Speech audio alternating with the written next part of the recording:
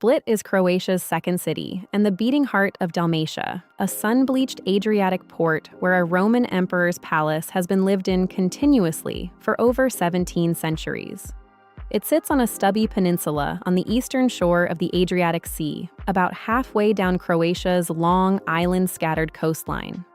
The metropolitan area holds roughly 330,000 people, which makes Split the largest city on the Croatian coast and the capital of Dalmatia. The city wraps around its harbor at essentially sea level, with the wooded Marjan hill rising green and steep just to the west of the center.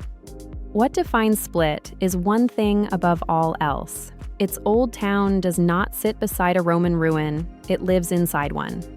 Around the year 300, the Emperor Diocletian built himself a vast fortified retirement palace here, and the city that grew up inside it simply never left. People still live in apartments wedged into those ancient stone walls today, and cafes fill courtyards that were once imperial halls and colonnades. That palace and the old town around it form a UNESCO World Heritage site, and it is the single biggest reason most travelers come to Split. Split is also Croatia's main ferry gateway to the Dalmatian islands, so trips out to Hvar, Varoš, and Vis almost all begin right here at its port. More than 1 million visitors pass through each year, and in the peak of summer, the narrow lanes of the old town can feel truly shoulder to shoulder. So who is Split actually for? History-minded travelers get the most obvious reward, walking a living Roman monument that somehow stays off most people's radar. Beach and island lovers do just as well, using the city as a comfortable, well-connected base for day trips across the central Adriatic.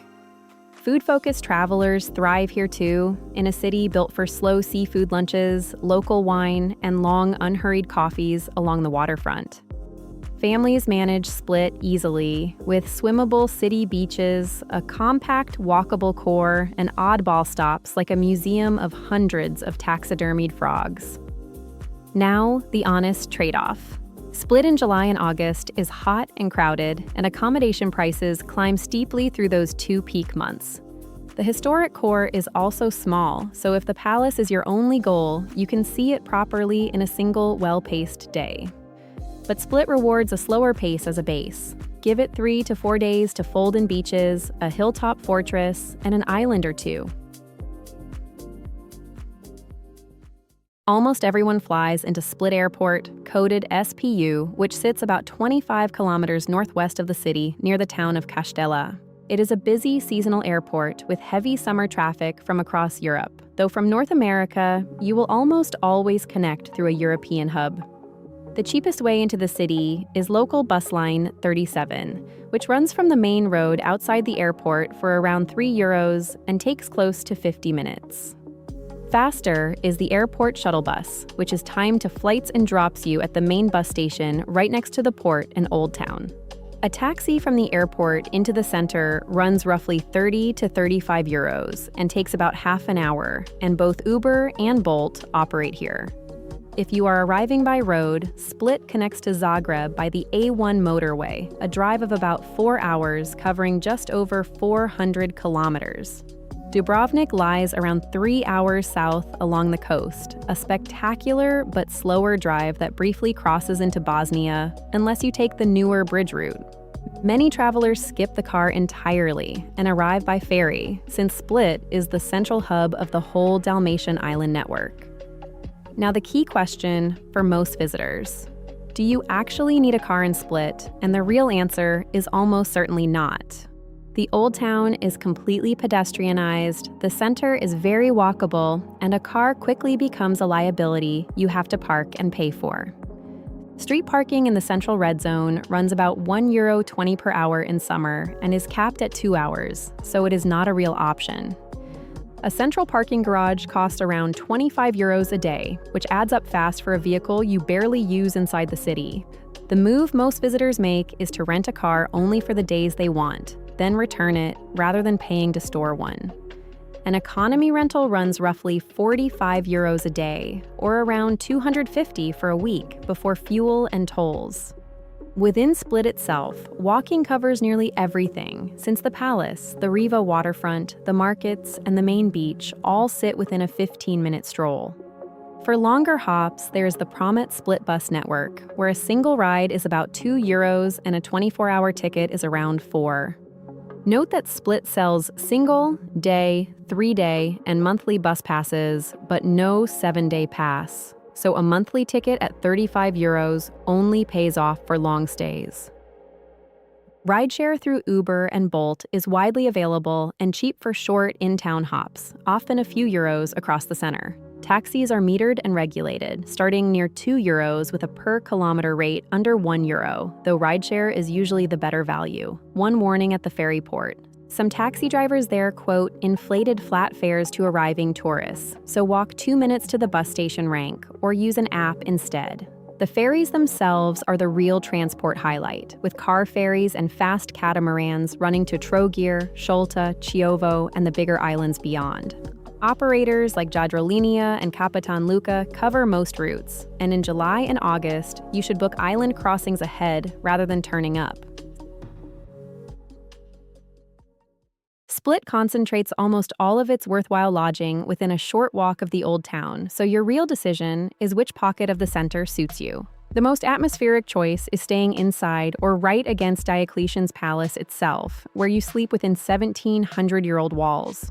The upside is unbeatable. You step out of your door directly into floodlit Roman courtyards, and every major site is a 2-minute walk away. The downside is equally real. The palace lanes echo with late-night bar noise in summer, and you will drag luggage over uneven stone with no car access. Rooms inside the walls are mostly small boutique guest houses and apartments rather than hotels, and they command a premium for the location. Just west of the palace is Veli Varoš, an old stone fisherman's quarter of steep lanes climbing toward Marjan Hill. It is quieter and more local than the palace, yet still only a 5 to 10-minute walk down to the Riva and the Old Town. For most first-time visitors, Veli Varoš hits the sweet spot of character, calm, and walkability, and it is my default recommendation. Just east of the center lies Bačvice, the district built around Split's best-known city beach and a knot of summer nightlife. Bačvice suits beach and party travelers, putting sand and bars on your doorstep while keeping the old town about a 10-minute walk away. Its trade-off is noise. The beach clubs run late in summer, so light sleepers should look elsewhere along the coast. For calm and greenery, the Marjan and Marjan slopes west of the center offer leafy streets, villas, and sea views. That quiet comes at the cost of convenience, since you face a longer uphill walk or a short bus ride back into the action. On rates, budget rooms in guest houses and hostels run around €85 a night, though private rooms can dip lower in the shoulder season.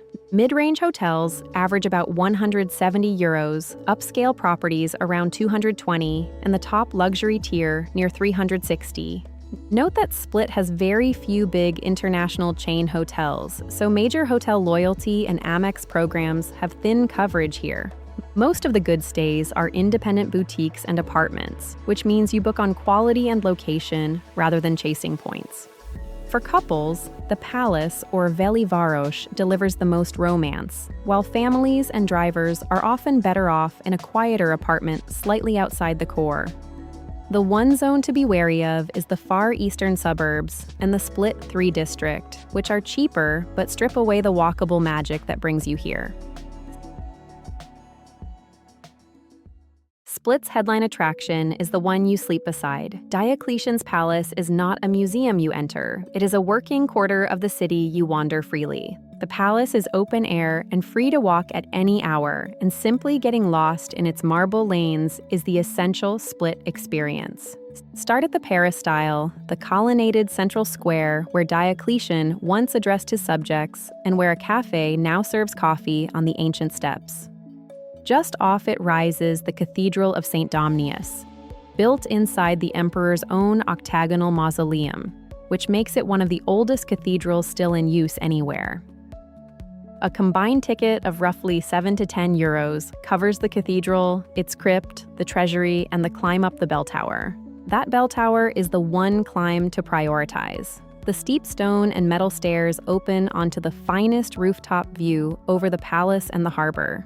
Beneath the square lie Diocletian's cellars, the vast Roman substructures that once held up the emperor's apartments, now a cool, cavernous, vaulted hall. Game of Thrones fans will recognize the cellars as Daenerys' throne room and dragon dungeon, and entry runs only a few euros.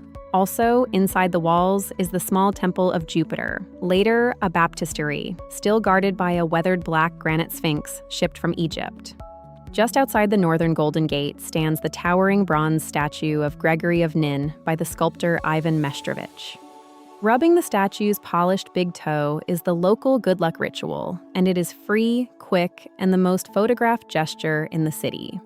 When the old town starts to feel crowded, walk it off along the Riva, Split's palm-lined seafront promenade facing the harbor. The Riva is where the whole city strolls at dusk, and nursing a coffee there as the light goes gold is a genuine Split ritual, not a tourist trap. For nature and views, climb Marjan, the forested hill and park that rises straight out of the western edge of the old town. A network of free trails leads past viewpoints, tiny hermit chapels, and quiet coves, and the walk up to the Videlica terrace takes about 20 minutes. Marjan also hides Split's best swimming spots, the pebble coves of Kashjuni and Bene, which are calmer and cleaner than the busy central beaches. For local color, wander the Green Market, or Pazar, just east of the palace, where growers sell figs, olive oil, lavender, and produce each morning. Right beside the palace walls, the fish market, or Peshkarija, is the real thing, loud and pungent with the morning's Adriatic catch. Split's signature beach is Bačvice, a shallow sandy bay a short walk east of the center where locals play picigin, a splashy keep-the-ball-up game in the shallows. For art, the Mestrovich Gallery on the Marjan slopes showcases Croatia's greatest modern sculptor in his former seaside villa, with admission around 12 euros.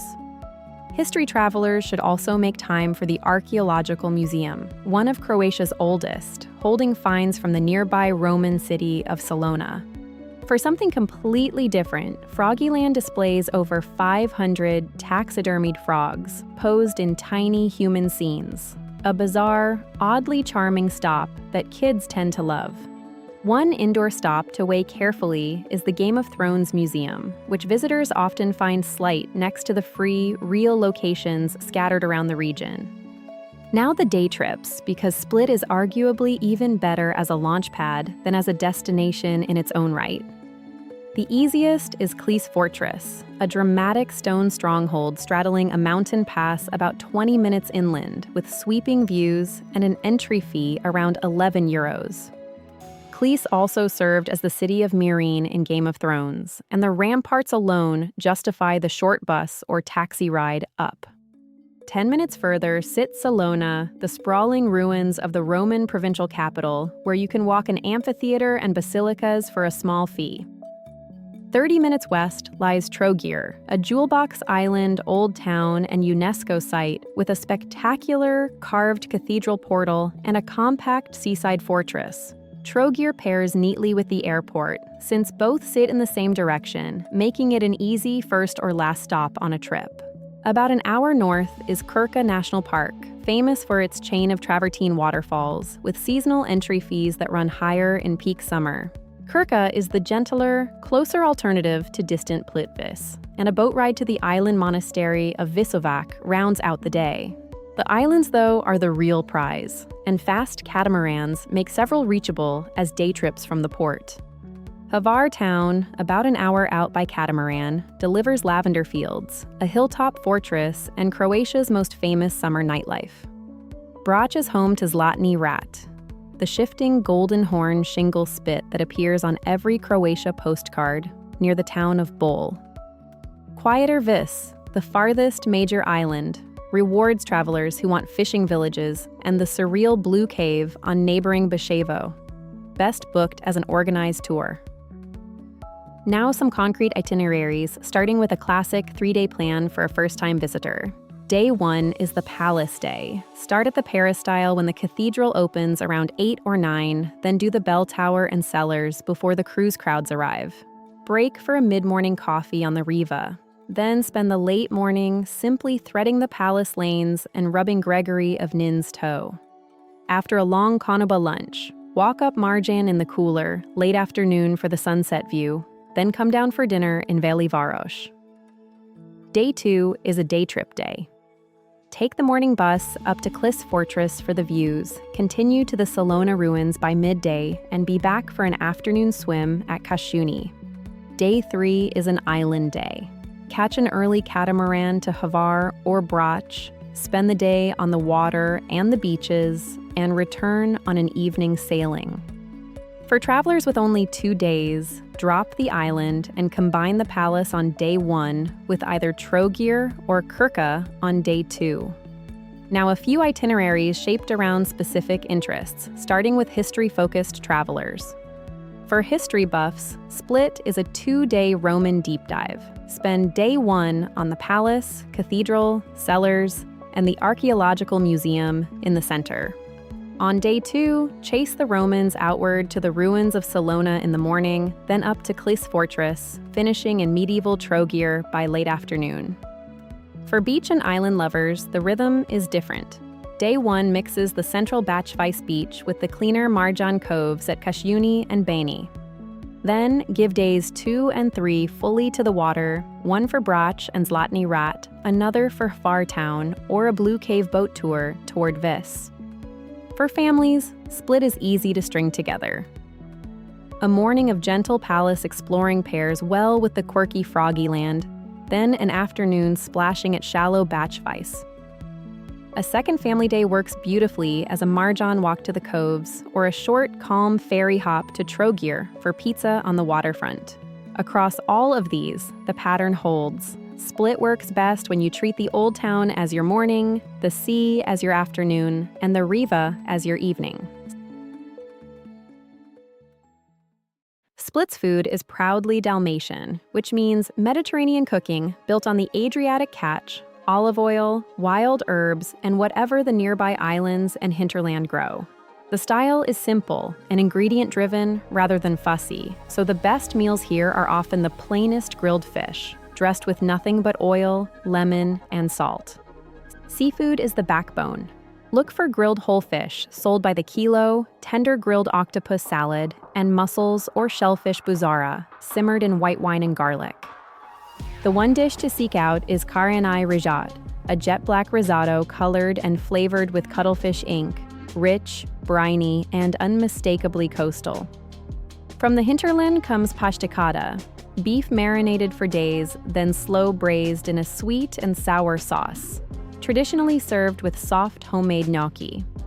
The showpiece is pika, meat, or octopus slow-cooked for hours under a domed iron lid buried in embers, which most restaurants require you to order a day ahead. For something local and cheap, try soparnik, a thin poljika chard pie, or grab a slice of burek, the flaky, filled pastry sold at bakeries everywhere. Save room for dessert like fritule, little rum-scented donuts, or rojada, Dalmatia's silky answer to creme caramel, often paired with a glass of sweet Prošek wine. And do not leave without trying rakija, the fiery fruit brandy locals distill from grapes, figs, or herbs and pour as both welcome and farewell. Now, the specific places, starting at the value end where Split genuinely shines. Kantun Paulina, on the edge of the Old Town, is the go-to for cevapi, grilled minced meat fingers in warm flatbread with a filling plate landing around 5 to 10 euros.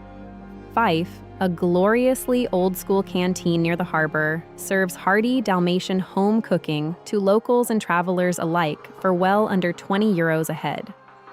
For pizza, tiny pizzeria Sette Sorel holds one of the highest ratings in the entire city, with pies for 2 in the 15 to 20 euro range. Stepping up a tier, Villa Spiza is a cramped, no-menu Konoba near the market where the daily catch and braises are chalked up fresh, roughly 20 to 40 euros for 2.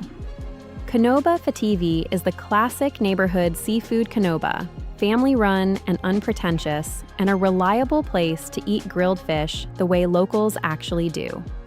Big Split brings a lighter, more modern Mediterranean menu with strong vegetarian options, mains landing in the mid-teens to mid-20s per person.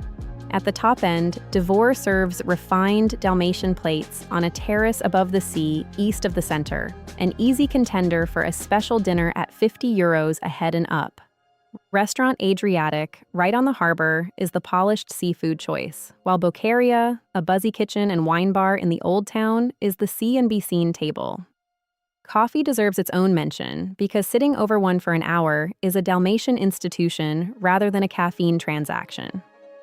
For a serious cup, Stowe Coffee Roasters leads Split's specialty scene, while any Riva Terrace delivers the classic slow waterfront version for under €2.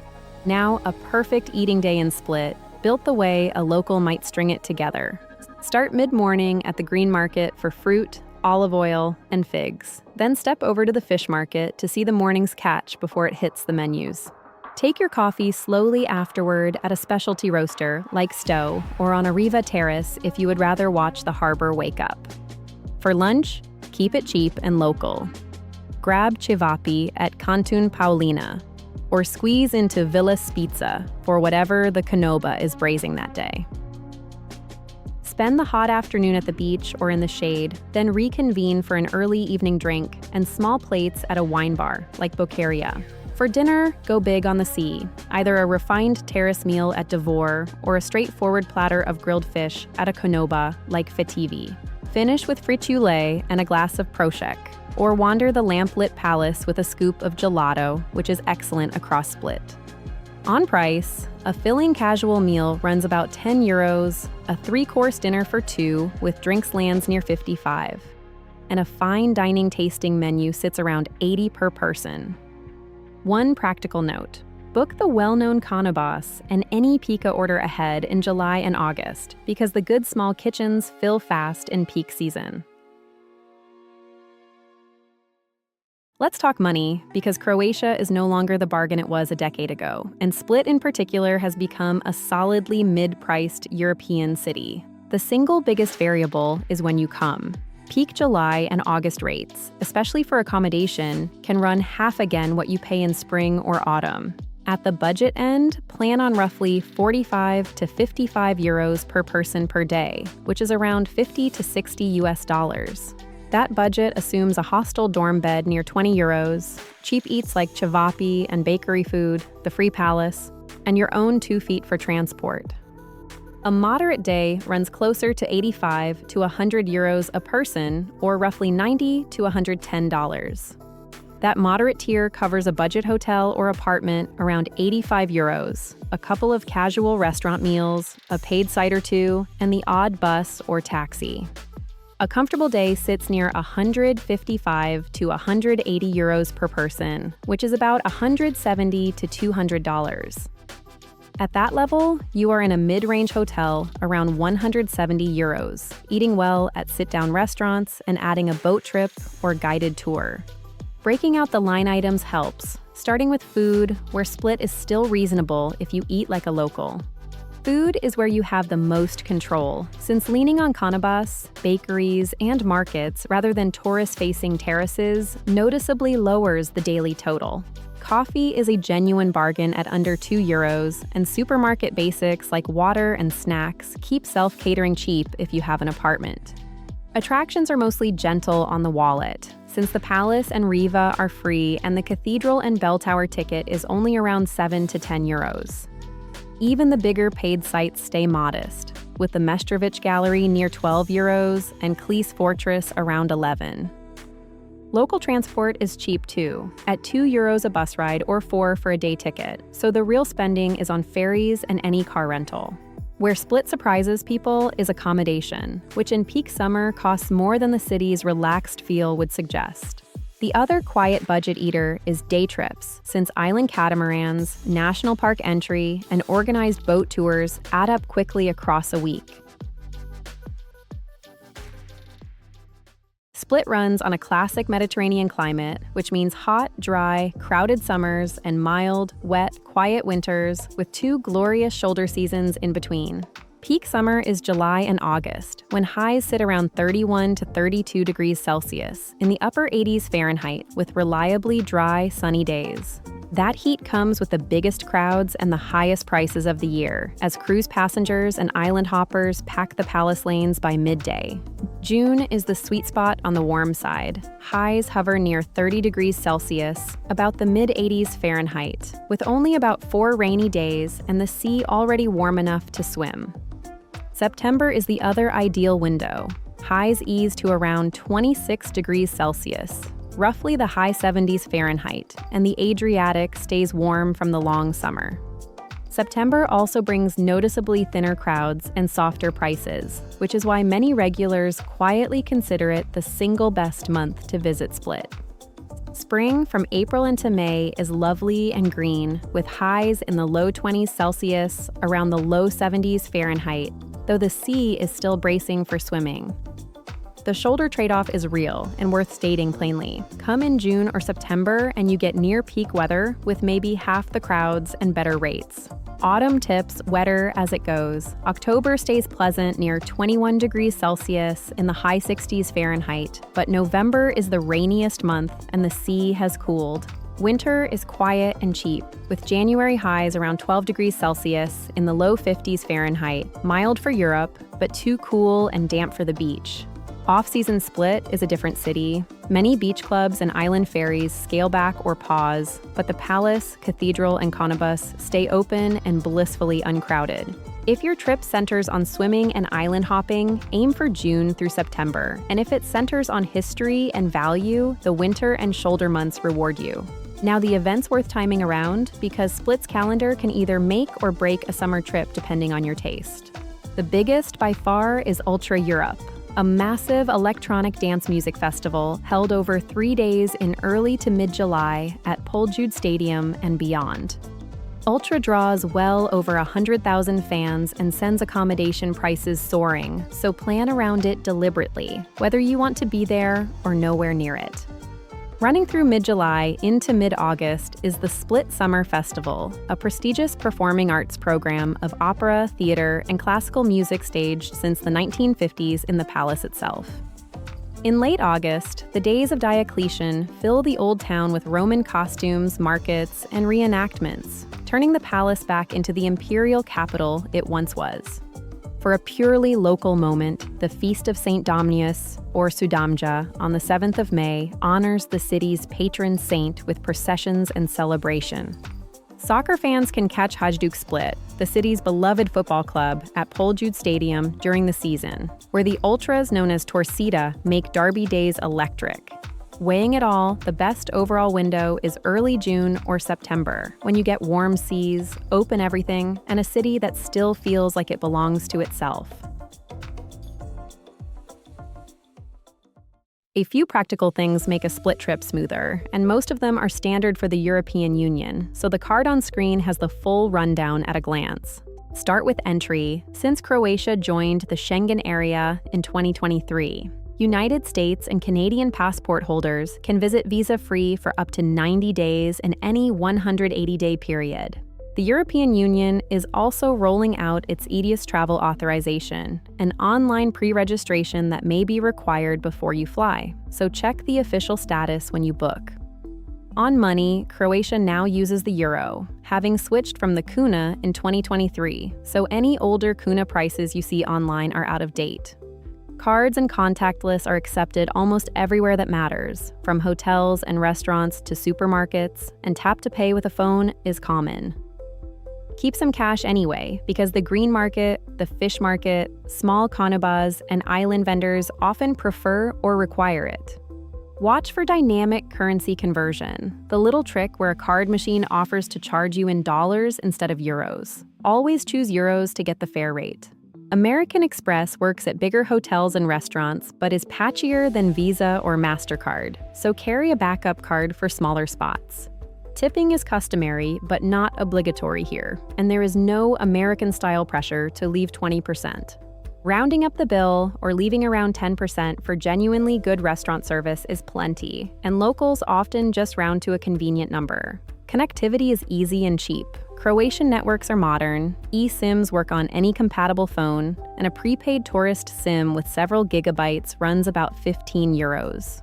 The carrier A1 has the best coverage across the islands and coast, which matters if your trip drifts out to sea, and airport kiosks sell SIMs on arrival. Power is standard continental European, with the round 2-pin Type-C and Type-F plugs at 230 volts, so pack an adapter unless you already travel with EU plugs. The tap water is clean and safe to drink throughout Split, so a refillable bottle saves both money and plastic. Croatian is the language, but English is widely spoken across the tourist trade. Signage is bilingual, and you will rarely be stuck. Learning just a couple of words goes a long way, so a friendly Dobar dan for hello and Vala for thank you earn real warmth. On safety, Split is a low-crime city where violent crime is rare, and walking the center at night feels comfortable for most travelers. The realistic risk is petty theft, so keep an eye on your belongings in the crush of the palace and on packed summer ferries. The emergency number across Croatia is 112, the same as the rest of Europe. If you shop for something significant, non-European Union residents can reclaim the 25% value-added tax on eligible goods over €100, using a tax-free form stamped at customs on departure.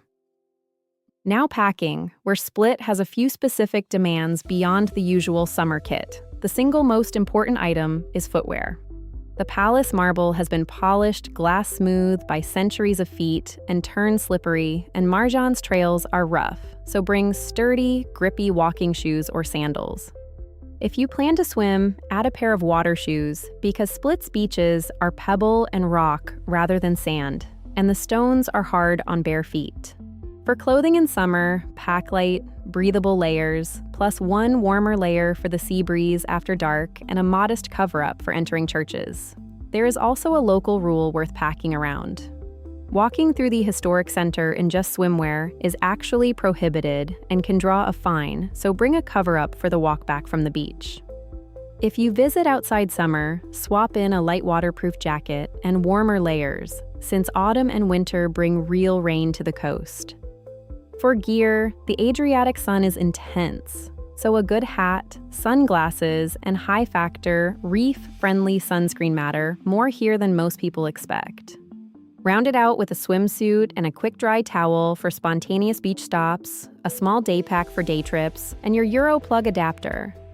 If you are prone to seasickness, tuck motion sickness tablets in your bag, since the fast catamarans out to the islands can get bouncy in an afternoon wind. Finally, the mistakes and traps, because avoiding a few common ones meaningfully improves a Split trip. The classic first-timer mistake is visiting only in peak August and being surprised by the heat, the crowds, and the prices. Shift to June or September, and it is a different, better city. Skip the Game of Thrones Museum, which reviews rate as thin and overpriced. The actual show locations, the free palace cellars, and Cleese Fortress are far more rewarding. At the ferry port, do not accept a flat fare quote from a taxi tout, a known overcharge. Walk 2 minutes to the proper rank or order a Bolt instead. Do not rent a car for your time inside Split, where it is only a parking headache in a pedestrian old town. Rent one only for the specific days you head inland. And do not leave island ferries, national park visits, or a Peka dinner to the last minute in July and August, when the good options sell out well ahead.